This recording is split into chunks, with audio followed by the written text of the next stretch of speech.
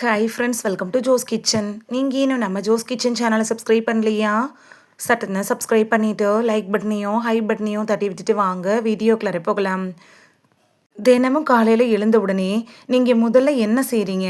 சிலர் உடனே டீ குடிச்சு தான் எழுந்திருப்பாங்க, சிலர் காஃபி குடிப்பாங்க, சிலர் மொபைல் ஃபோனை எடுத்து சோஷியல் மீடியா பார்ப்பாங்க. ஆனால் உலகம் முழுவதுமே இருக்கக்கூடிய முக்கியமானவங்கெல்லாம் என்ன சொல்லுவாங்கன்னா, பழங்காலத்துலலாம் அதாவது நம்மளோட தாத்தா பாட்டிகள்லாம் காலையில் வெறும் வயிற்றுல தண்ணி குடிக்கிறது தான் ரொம்ப நல்லது அப்படின்னு சொல்லுவாங்க. இது உண்மையிலேயே பயனுள்ளதா? எவ்வளவு தண்ணி காலையில் குடிக்கணும்? யாரெல்லாம் கவனமாக இருக்கணும்?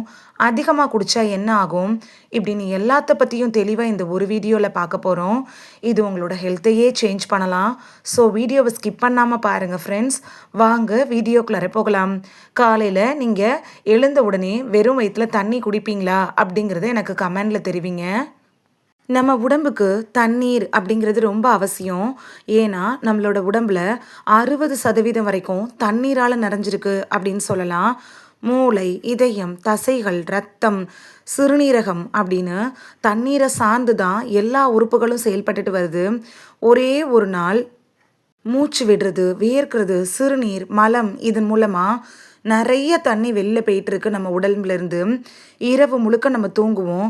அதாவது 7லேருந்து 8 மணி நேரம் நம்ம தண்ணி குடிக்காம தான் தூங்குகிறோம். அப்போ நம்ம உடம்புல கொஞ்சம் நீர் இழப்பு அப்படிங்கிறது ஏற்படும்.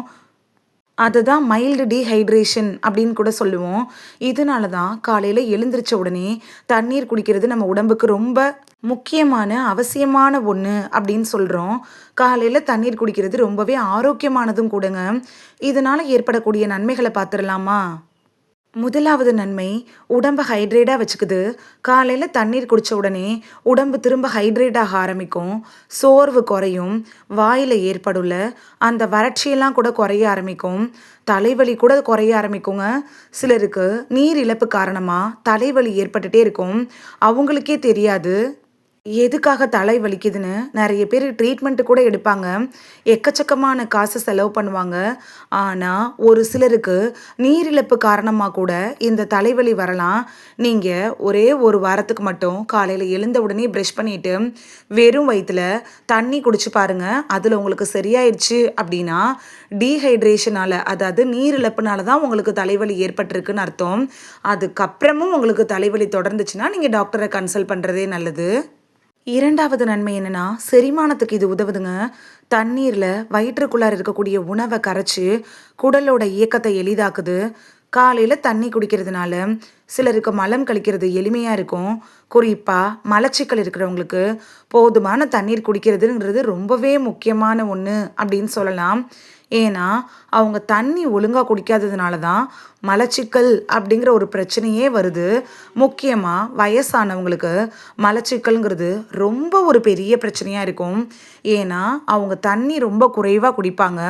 வயசு அதிகரிக்க அதிகரிக்க அவங்களுக்கு தாகம் வரக்கூடிய ஃபீலிங் குறைய ஆரம்பிக்கும். அதனால தான் மலச்சிக்கல் ஏற்படுது. நீங்கள் போதுமான அளவு தண்ணி குடிச்சிங்கன்னா மலச்சிக்கல் ப்ராப்ளத்துலேருந்து ஈஸியாக வெளியே வந்துடலாம். மூன்றாவது நன்மை, சிறுநீரக செயல்பாட்டுக்கு தண்ணி உதவுது. சிறுநீரகம் உடம்புல இருக்கக்கூடிய கழிவுகளை சிறுநீர் மூலமாக வெளியேற்றுது.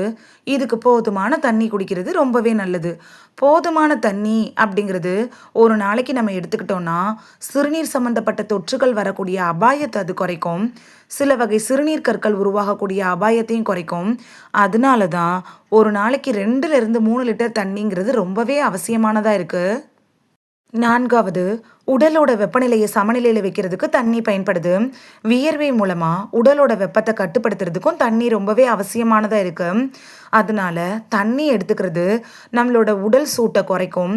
சிலருக்கெல்லாம் உடல் சூடுனால பல நோய்கள் வந்துருங்க. உடல் சூடுனால பல நோய்கள் வர்றதுக்கு ஒரு முக்கிய காரணமாகவும் இருக்குது. உடல் சூட்டை நம்ம மெயின்டைன் பண்ணுறது, அதாவது உடல் சூட்டை கட்டுப்பாட்டில் வைக்கிறதுக்கும் குறைக்கிறதுக்கும் தண்ணி குடிக்கிறது ரொம்ப அவசியமான ஒன்றுங்க. ஐந்தாவது நன்மை, மூளையோட செயல்பாட்டுக்கு இது உதவுது. கொஞ்சோண்டு நீரிழப்பு இருந்தாலும் கவனச்சிதறல் ஏற்பட்டுரும். நினைவாற்றல் ரொம்பவே கம்மியாகிறதுக்கும் வாய்ப்பு இருக்கு. மனநிலையில கூட வேறுபாடு ஏற்படுங்க. பாதிப்புகள் அதிகமாகவே வரும். நீரிழப்பு ஏற்பட்டுச்சுன்னா காலையில் நம்ம உடம்புல ஹைட்ரேஷனாக வச்சுக்கிறது ரொம்பவே முக்கியம். இது பிரெயினோட செயல்பாட்டுக்கு ரொம்பவே அவசியமான ஒன்றா இருக்குது. 6வது உடற்பயிற்சி செய்கிறவங்களுக்கு தண்ணீர் அப்படிங்கிறது ரொம்பவே முக்கியம். காலையில் எக்ஸசைஸ் செய்கிறவங்க முதல்ல தண்ணி தான் குடிக்கணும். அப்போ தான் உடம்பு ஹைட்ரேஷன் நிலைக்கு வரும். அதுக்கப்புறமா நீங்கள் உடற்பயிற்சி செய்கிறப்ப உங்களுக்கு நல்ல பலன் கிடைக்கும். உடல் நீர் சத்துனால் நிரம்பி இருக்கிறதுக்கு கண்டிப்பாக காலையில் தண்ணி குடிச்சே ஆகணும். அதுக்கப்புறமா நீங்கள் எக்ஸசைஸ் செய்யலாம். 7வது நன்மை, சருமத்தோட ஆரோக்கியத்துக்கு தண்ணி குடிக்கிறது ரொம்பவே அவசியங்க. நிறைய பேர் தண்ணி குடிச்சா முகம் நல்லா வெள்ளையாகும் அப்படின்னு சொல்லுவாங்க. உண்மையில் அது கிடையாது.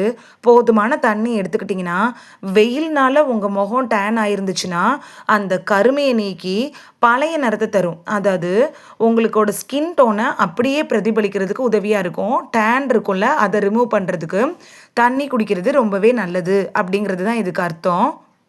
முகப்பருக்கள்லாம் வராமல் தடுத்துக்கலாம். கிளியர் ஸ்கின் கிடைக்கும். கரும்புள்ளிகள், கருவளையங்கள் இதெல்லாம் சரியாகிறதுக்கும் தண்ணீர் குடிக்கிறது அப்படிங்கிறது உங்களுக்கு ரொம்ப யூஸ்ஃபுல்லாக இருக்கும். நிறைய பேர் இதுக்காக காஸ்ட்லியான க்ரீம்ஸ்லாம் யூஸ் பண்ணுவீங்க. நீங்கள் ஒரு மாதத்துக்கு மட்டும் டெய்லி காலையில் எழுந்திரிச்ச உடனே ப்ரஷ் பண்ணிவிட்டு தண்ணி குடிச்சு பாருங்களேன். உங்களுக்கு நல்ல பலன் கிடைக்கும். இதை நீங்களே உணர முடியும். 9வது மாற்றம், உடல் எடையை கட்டுப்படுத்துறதுக்கு தண்ணி பயன்படுது. நிறைய பேர் டயட் இருப்பாங்க. ஆனால் தண்ணி தான் ஃபஸ்ட்டு டயட்டில் எடுத்துக்கக்கூடிய ஒரு முக்கிய உணவாக இருக்கணும். நம்ம சாப்பிட்றதுக்கு முன்னாடியும் தண்ணி குடிக்கணும்.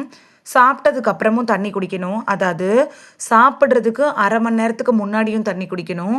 சாப்பிட்டதுக்கு அப்புறமா அரை மணி நேரம் கழித்து நம்ம தண்ணி எடுத்துக்கணும். ஏன்னா வெயிட் லாஸ் பண்ணணும் அப்படின்னு நினைக்கிறவங்க அதிக கலோரி இருக்கக்கூடிய உணவுகளை சாப்பிடக்கூடாது. தண்ணி அதிகமாக எடுத்துக்கிறப்ப அது கலோரி கம்மியாக இருக்கக்கூடிய உணவுகளை எடுக்க எடுக்க நம்ம தூண்டும். கெட்ட கொழுப்புகள் ஏதாவது எடுத்திருந்தோன்னா கூட அதை கரைக்கிறதுக்கும் உதவியாக இருக்கும். இதனால உடல் எடை வேகமாக குறைய ஆரம்பிக்கும். 10வது நன்மை, உடலை புத்துணர்ச்சியாக வச்சுக்கிறதுக்கு தண்ணி பயன்படுது. அதாவது நீங்கள் காலையில் எழுந்திரிச்சதுமே ப்ரஷ் பண்ணிவிட்டு வெறும் வயிற்றில் உடனே தண்ணி குடிக்கிறப்ப அன்னைக்கு டே ஃபுல்லாகவே ரொம்ப ஆக்டிவாக சுறுசுறுப்பாக இருப்பீங்க.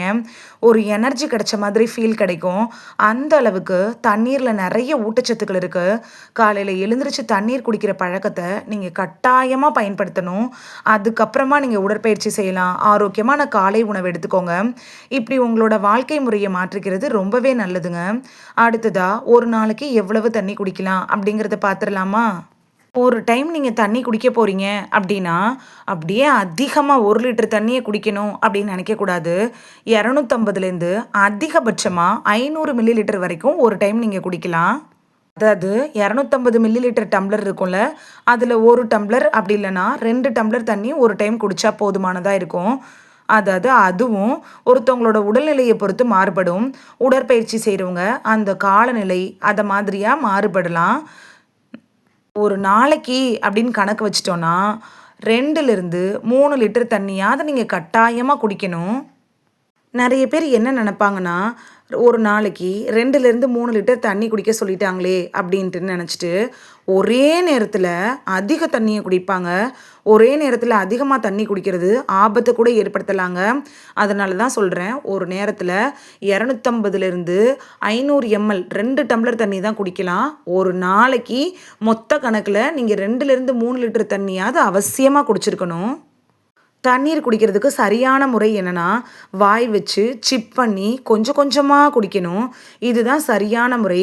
மடமடன்னு நிறைய தண்ணியை ஒரே நேரத்தில் குடிச்சிங்கன்னா ரத்தத்தில் சோடியம் அளவு அதிகரிக்கிறதுக்கான வாய்ப்பு இருக்குது. இதனால என்ன ஏற்படும்னா, வாந்தி ஏற்படலாம், தலை சுற்றல் ஏற்படலாம், குழப்பம் வரும். அதனால தண்ணியை எப்பயுமே மெதுவாக தான் குடிக்கணும். இதுதான் சிறந்த முறை. ஒரு சிலருக்கு டவுட் இருக்கும், காலையில் எழுந்திரிச்ச உடனே எவ்வளவு தண்ணி குடிக்கணும்? காலையில் எழுந்திரிச்ச உடனே முதல்ல நீங்கள் ஒரே 1 டம்ளர் தண்ணி குடித்தாலே போதுமானதாக இருக்கும். இன்னும் நிறைய பேர் என்ன பண்ணுவாங்கன்னா, பெட் காஃபி, டீ இதெல்லாம் குடிச்சிட்டு அதுக்கப்புறமா தண்ணி எடுத்துப்பாங்க. அது குடிச்சு ஒரு பலனும் இல்லைங்க. ஏன்னா நைட்டு ஒரு 7லேருந்து 8 மணி நேரம் தண்ணியே இல்லாமல் உடம்பு டீஹைட்ரேட் ஆகியிருக்கும். அதனால ப்ரஷ் பண்ணிவிட்டு தண்ணி குடிச்சிட்டு அதுக்கப்புறமா 1/2 அன் ஹவர் கழித்து நீங்கள் டீயோ காஃபியோ இல்லை காலையில் சாப்பாடோ எது வேணால் எடுத்துக்கலாம். அப்போ தான் உங்கள் உடம்பும் ஆரோக்கியமாக இருக்கும்.